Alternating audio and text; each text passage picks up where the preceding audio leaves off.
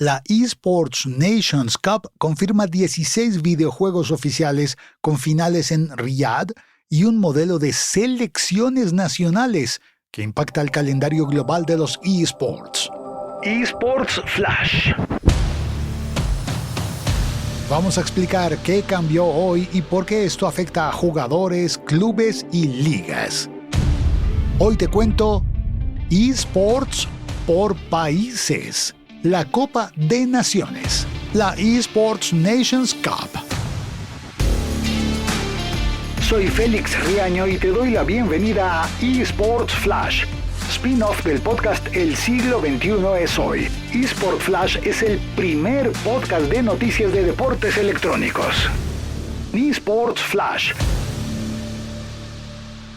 El pasado 12 de abril se publicó oficialmente el line-up de 16 juegos de la Esports Nations Cup, un torneo global por países con finales en Riyadh entre noviembre y un sistema que proyecta más de 100.000 jugadores en clasificatorios. Y eso modifica la estructura competitiva internacional. No es una filtración, es una distribución oficial con fecha y hora, con los 16 juegos para la primera Esports Nations Cup. El torneo se va a jugar del 2 al 29 de noviembre de 2026 en Riyadh. Este anuncio cierra una fase que venía construyéndose desde el año 2025 y convierte el proyecto en algo ejecutable en 2026, con calendario, con reglas y con juegos definidos. La diferencia frente a otros torneos es directa. Aquí no compiten clubes, compiten países. Cada jugador entra como representante nacional, lo que cambia la lógica de la clasificación, de la narrativa y de la audiencia desde el primer momento. El formato mezcla 16 títulos durante 4 semanas, con juegos como Counter-Strike 2, Dota 2, League of Legends, Valorant, EA Sports FC, Rocket League, PUBG y ajedrez competitivo. La selección no es por popularidad necesariamente. El criterio oficial combina huella geográfica y diversidad de comunidades. Eso explica por qué conviven shooters, MOBAs, fighting games, mobile y simulación deportiva. Cada título tiene su propio sistema de acceso con invitaciones por ranking y con clasificatorios abiertos regionales. Ese diseño permite que los países con escenas pequeñas también tengan camino de entrada. El volumen es lo que marca la escala. El organizador proyecta más de 100.000 jugadores participando en clasificatorios durante 2026. Y esos 100.000 jugadores compiten por un cupo nacional bajo reglas estrictas. Edad mínima, 13 años. Ciudadanía válida por al menos un año antes del cierre de roster. Y bloqueo de país por temporada. No te puedes cambiar de nacionalidad justo en el momento de competir.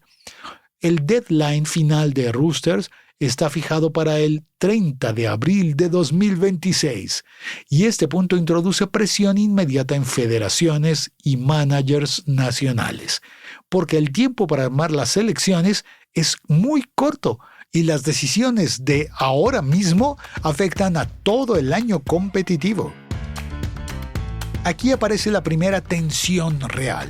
Los jugadores pertenecen a clubes. Bueno, los jugadores profesionales. Pero ahora deben competir por países. El torneo intenta resolver eso con incentivos económicos, incluyendo un fondo para los clubes que liberen jugadores para que puedan competir por sus países. Aún así, el choque de calendarios pues empieza a ser evidente. Las ligas tradicionales siguen activas y los equipos invierten en sus propias competiciones. La Nations Cup entra como un actor nuevo que exige tiempo, preparación y prioridad. Por eso, también existe una regla directa. No se permite llevar un equipo completo de club como selección nacional. Esa norma evita duplicar estructuras y obliga a construir equipos desde cero para este campeonato de naciones. La segunda tensión está en los publishers. Cada videojuego mantiene control sobre su ecosistema de competición. En el caso de títulos de EA, de Electronic Arts, el propio comunicado aclara que EA no organiza el torneo, aunque sus juegos estén adentro. Eso indica que hay acuerdos complejos detrás de todo esto de la organización de la Copa de Naciones, donde el torneo define el marco nacional, pero los publishers, los que hacen los juegos, siguen controlando la clasificación y las reglas específicas. Este punto puede generar diferencias entre juegos dentro del mismo evento, porque es como diferentes entidades haciendo las reglas para la misma Copa de Naciones, y afecta la coherencia del formato global de la Copa de Naciones. Y hay una cifra que explica por qué esto puede mover todo el ecosistema de eSports. Te la cuento al regresar de la pausa. eSports Flash, el primer podcast de noticias de eSports en Google News.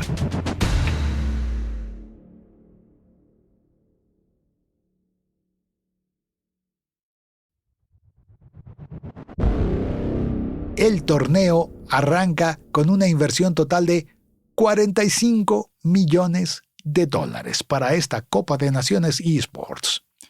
Ese dinero está distribuido en 3 frentes: premios directos para jugadores y coaches, incentivos para clubes y un fondo de desarrollo para selecciones nacionales. Solo en premios directos hay $20 millones. El resto se reparte entre apoyo estructural y financiación del sistema. Este modelo no va a depender solamente de la audiencia o de patrocinios tradicionales. Parte desde una base económica fuerte que busca garantizar participación global desde el comienzo. El impacto inmediato es de organización. Más de 100 países ya tienen estructuras de gestión llamadas National Team Partners. Estas entidades coordinan convocatorias, entrenadores y logística. Se recibieron más de 600 aplicaciones desde unos 150 territorios o naciones, lo que muestra pues que sí hay mucho interés global antes de que empiece la competencia de naciones. En países sin partner, el propio organizador asume la estructura regional, y eso va a permitir cubrir prácticamente todo el mapa competitivo desde la primera edición de la Copa. A nivel competitivo, el formato mezcla invitaciones con clasificatorios abiertos. Aproximadamente la mitad de los cupos se asigna por rendimiento previo, sí, invitación, y la otra mitad se define en qualifiers online. Eso crea un equilibrio entre la élite y el acceso abierto para conocer nuevas figuras. Los tamaños del bracket van a variar según el juego, con hasta 48 selecciones en títulos por equipos y hasta 128 jugadores en disciplinas individuales. Ese es un diseño que permite que cada juego mantenga su identidad competitiva dentro de un marco común para la Copa de Naciones. Lo que se definió el 12 de abril es más que una lista de juegos. Se fija un sistema completo, calendario, reglas, economía y gobernanza para competir por países en múltiples títulos de eSports al mismo tiempo. A partir de ahora, cualquier club o cualquier federación que participe tendrá que ajustar su planificación. La Copa de Naciones, la Nations Cup, no entra como un torneo más, entra como un modelo nuevo que obliga a reorganizar cómo se compite en los eSports a nivel global.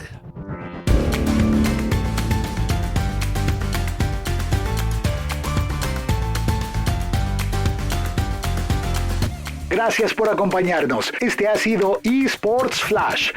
eSports Flash es un spin-off deportivo del podcast El siglo XXI es hoy. Continúa siguiéndonos en tu app preferida para estar al día con todo lo que sucede en el mundo de los deportes electrónicos. Soy Félix Riaño. Hasta la próxima. Nos escuchamos pronto.